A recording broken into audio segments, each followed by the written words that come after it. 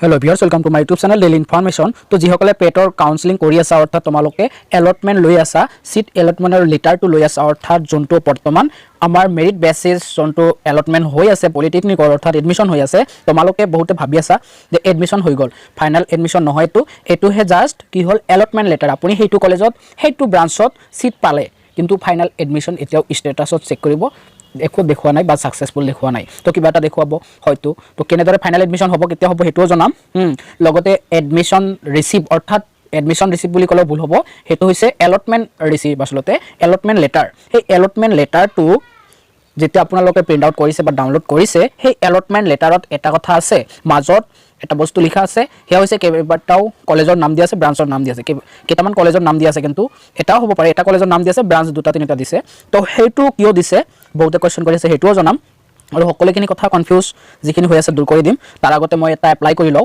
কেনেদৰে এপ্লাই কৰে কাৰণ বহুতে পিডিএফ দিব পৰা নাই আপলোড দিব পৰা নাই আৰু কি ডকুমেন্টস দি দিব লাগে হেখিনি দেখুৱাই মই প্ৰথমে এটা এপ্লাই কৰি লও ইয়াৰ আগতে মই দেখুৱাইছিলো জাস্ট প্ৰসেছটো হে দেখাই দিছিলো মই নিজে এপ্লাই কৰা নাছিলো তো মই এতিয়া নিজে এপ্লাই কৰিম তো আপোনালোকে চাই থাকক তাৰ পিছত সেই প্ৰভিজনাল যোনটো দি আছে আমাৰ এলটমেন্ট লেটাৰ সেই এলটমেন্ট লেটাৰটো প্ৰিন্ট আউট কৰিম প্ৰিন্ট আউট কৰি তাৰ ভিতৰত কি লিখা আছে হেখিনি দেখুৱাম মাজত কিয় হেখিনি দিছে তাৰ পিছত ফাইনাল এডমিশন কেনেদৰে কেতিয়া হ'ব হেখিনিও দেখাম তো মই ডিটিৰ অফিচিয়েল ওয়েবসাইটত ভিজিট কৰিছো ভিজিট কৰাৰ পিছত যোনটো প্ৰথমে বৰ্তমান কিন্তু প্ৰথমে দি দিছে যে admission portal for polytechnic admission test এটুত ক্লিক কৰি দিলো আসলতে এডমিশনে হ'ব যদি আপুনি এলটমেন্ট লেটাৰ লাভ কৰিছে দেন আপোনাৰ এডমিশনটো কনফাৰ্ম হেতুৱে তো কেতিয়ালৈ চলিব হেতু কিছুমানে হুদি আছিল যে 19 তাৰিখৰ ৰাতি 12টাৰ আগত আপুনি কৰিলেই হল এলটমেন্ট লেটাৰটো ললেই হল ডাউনলোড কৰিলেই হল মানে ডাউনলোড কৰাৰ কাৰণে কি কৰিব লাগিব হেখিনি নিশ্চয় গমে পায় যে পাৰ্ট এ আৰু একসেপ্টেন্স লেটাৰ দিব লাগিব তাৰ লগতে পাৰ্ট এ লগত কেইটামান ডকুমেন্ট দিব লাগিব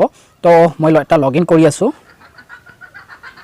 তো বহুতে এনেকুৱা হৈছে বহুতৰ মানে ভুল হৈছে মানে কি ডকুমেন্টস আপলোড কৰোতে গোটেইখিনি দিয়া নহল তো তোমালোকে টেনশন কৰিব নালাগে কলেজত দি দিবা নহলে কিবা প্ৰবলেম হলে কলেজৰ পৰা কল কৰিব বা যেনেতেনে হোক তোমাক ইনফৰ্ম কৰিব যে এইখিনি ডকুমেন্টস তুমি সাবমিট কৰা তো কলেজত হয়তো জমা দিব লাগিব ডকুমেন্টসখিনি তেতিয়া গোটেইখিনি গাতি জমা দিলেই হল যি সকলে এতিয়াও বহুত কিবা ডকুমেন্টস দিয়া নাই এতিয়া পিআৰসি হক কিবা কি হক হেখিনি দিয়া নাই তো সেই একেলগে সাবমিট কৰি দিবা হৈ যাব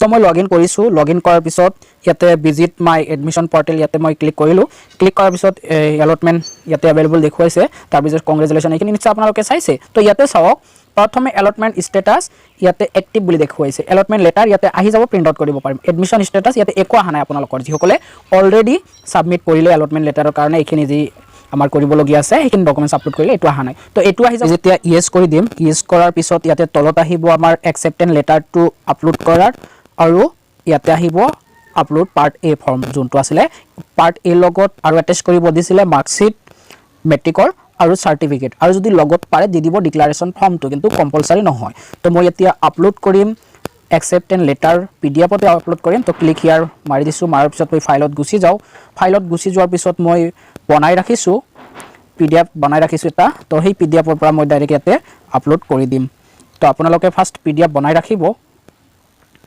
তেতিয়াহে এটো বিচাৰি পাব তো মোবাইলটো মোৰ rotate হোৱা নাই ইয়াতে rotate তো এইখিনি মাৰি দিয়াৰ পিছত মোৰ পিডিএফটো ক'ত আছিল মই বিচাৰি যাও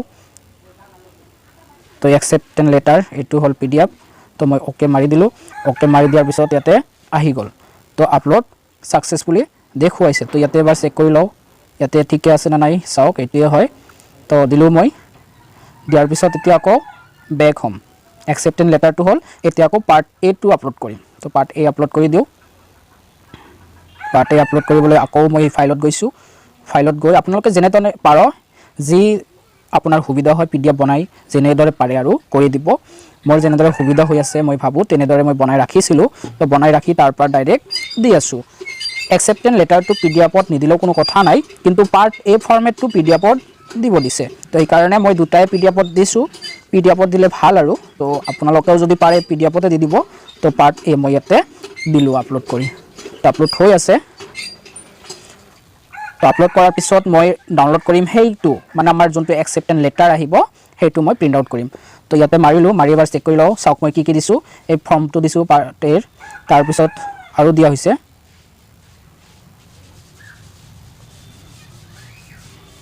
আৰু কেইটামান ফাইল আছে ইয়াতে তিনটা পেজ চাওক এটো দিছো মেট্ৰিকৰ তাৰপিছত 3 নম্বৰ পেজত দিছোঁ মেট্ৰিকৰ মাৰ্কশ্বিটটো। তো এইখিনি দিছোঁ, 3টা দিলোঁ।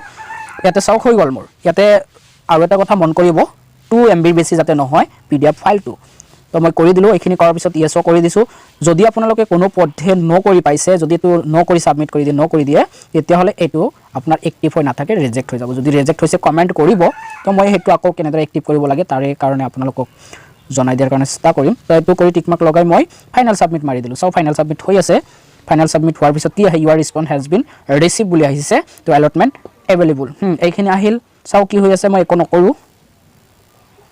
তো এইখিনি হৈ গ'ল, মোৰ হৈ গৈছে। চাওক এলটমেণ্ট ষ্টেটাছ একচেপ্ট, আগতে এক্টিভ হৈ আছিল, মই একচেপ্ট কৰিছোঁ।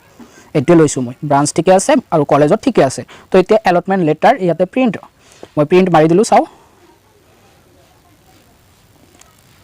চাওক এইটো হ'ল আমাৰ একচেপ্টেড লেটাৰ। এইটো এতিয়া মূল কথালৈ আহিছোঁ, আপোনালোকে যিসকলে কৰিছে তো সেইসকলৰ কাৰণেই ইয়াতে প্ৰিণ্ট আকৌ মাৰিব দিছে, মই মাৰি দিওঁ। তো প্ৰিণ্ট কৰি মই PDF কৰি থৈ দিওঁ একচেপ্টেড লেটাৰ। এইটো 2টা পেজত আহি গ'ল একচেপ্টেড লেটাৰটো। তো মই ইয়াতে মাৰি দিওঁ, ডাউনলোড কৰি আছোঁ। একনলেজমেণ্ট, আচলতে একচেপ্টমেণ্ট একনলেজমেণ্ট। ইয়াতে মই নামটো ৰাখি দিওঁ, নহ'লে বহুতকেইটা হৈ যাব পাৰে। শ্বৰ্টকাটত মই নামটো ৰাখি দিলোঁ, হৈ গ'ল সেইটো। এতিয়া হ'ল মূল কথালৈ আহিছোঁ। ইয়াতে চাওক কি লিখা আছে যে provisional allotment letter for admission into, এইটো লিখা আছে। তো ইয়াতে চাওক হেভ বিন, ইয়াতে কোৱা হৈছে যে এইটো পলিটেকনিকত, ওপৰত যোনটো আছে বহুতে সুধি আছিলে যে have been provisionally allotted to Sonitpur polytechnic, Sonitpur electrical engineering for counselling 1। তো এই এলটেড ইনষ্টিটিউট চাওক মানে ক'ত চিট পালে, এইটোত বহুতে এইটো চাইছে, ঠিকে আছে দিয়া। তাৰপিছত আহিছে ইয়াতে যে লিখা আছে এইখিনি কিয় দিছে, এইটো বহুতে সুধি আছিলে যে নগাঁও পলিটেকনিক, তাৰপিছত ডিব্ৰুগড় পলিটেকনিক। তো এই 2টা 3টা কৰি দিয়াৰ উদ্দেশ্য কি, চাওক নগাঁও পলিটেকনিকত দিয়া আছে ইলেক্ট্ৰিকেল, ডিব্ৰুগড়তো দিয়া আছে ইলেক্ট্ৰিকেল। তো এই 2টা দিয়াৰ উদ্দেশ্য কি, তো this allotment is provisional, your final allotment will be subject to satisfactory documents verification and filling the eligibility. এইটো ডকুমেণ্টছ ভেৰিফিকেশ্যন হ'ব, তাৰপিছত যিখিনি আপুনি আপলোড কৰিলে তাৰে। Here is the list of active choice that will be consider for subsequent allotment upgradation. If any, যদি সম্ভৱ তেনেহ'লে আপুনি এই ভণ্টি যোনটো মই কৰিলোঁ গীতুমণি, ইয়াৰ প্ৰথম প্ৰিফাৰেঞ্চ দি আছিলে নগাঁও, তাৰপিছত দি আছিলে ডিব্ৰুগড়। সেইকাৰণে 3য় নম্বৰ প্ৰিফাৰেঞ্চতহে ছিট পালে, এলটমেণ্ট পালে। সেইকাৰণে এক্টিভ হৈ আছে চইচ 1 আৰু চইচ 2, এই দুটাও এক্টিভ হৈ আছে। যদি ইয়াতে এডমিশ্যন চবে নলয়, যদি ছিট খালী হয়, যদি বিচাৰে এইগৰাকী কেণ্ডিডেটক চইচ 1 বা 2 দি দিব পাৰে। সেইকাৰণে কৈছে এইটো দিয়া আছে যে ইফ যদি হয় consider for subsequent allotment for upgradation, যদি সম্ভৱ হয়। যদি ইয়াতে এডমিশ্যন নহয়, সিমান এটা ষ্টুডেণ্ট নহয়, কিন্তু হয় যদি এই গীতুমণিতকৈ বা আপোনাতকৈ যদি মাৰ্ক কম থকা কোনোবাই আৰু এপ্লাই কৰিছে, দেন আপোনাক সেই ছিটটো দি দিব। কিছুমানে যদি এডমিশ্যন নলয়, যদি ছিট খালী হৈ যায়, তেতিয়া আপোনাক দি দিব। ইয়াতে যে আপুনি যিখিনি পাইছে সেইখিনি আপুনি চান্স পাই যাব পাৰে সেইখিনি কলেজত। প্ৰথম প্ৰিফাৰেঞ্চ যদি পাইছে তেনেহ'লে দিয়া নাই চাগে, যদি ছেকেণ্ড থাৰ্ড প্ৰিফাৰেঞ্চত পাইছে তেনেহ'লে ফাৰ্ষ্ট আৰু ছেকেণ্ড প্ৰিফাৰেঞ্চত যি আছিলে সেইখিনি ইয়াতে লিখিছে। যদি ছিট খালী হয় দি দিব, এইটো কথাই। তো বহুতে সুধি আছিলে, সেইটো কৈ দিলোঁ। তাৰপিছত আৰু কিবা কি আছে সেইখিনি পিছত নিশ্চয় শ্বেয়াৰ কৰিম আপোনালোকৰ লগত, আৰু কমেণ্টো কৰিব। তাৰপিছত ফাইনেল এডমিশ্যন 20 তাৰিখ মানত হৈ যাব, ইয়াৰ আগতে নহয়, কাৰণ এতিয়া চবে এপ্লাই কৰিব। তাৰপিছত স্কুলৰ যোনটো আমাৰ ডকুমেণ্টছ ভেৰিফিকেশ্যন কৰিব স্কুলৰ পৰা, তাৰপিছত সেই অনলাইন যে হ'ব ক্লাছ, সেইটো একচুৱেলি ক্লাছ নহয়, ইণ্ট্ৰডাকশ্যন হ'ব, তেনেকুৱা মোৰ মতে আৰু ইণ্ট্ৰডাকশ্যন হ'ব। ডকুমেণ্টছখিনি চাব, আৰু নাই এই ষ্টুডেণ্টটো আমাৰ কলেজতে এলটমেণ্ট পাইছে, সেইটো চাই আপোনাৰ এডমিশ্যনটোহে কনফাৰ্ম কৰিব, সেইটোত আপোনালোকে ভাগ ল'ব। তো কেনেদৰে ল'ব সেইখিনিও তথ্য জনাম।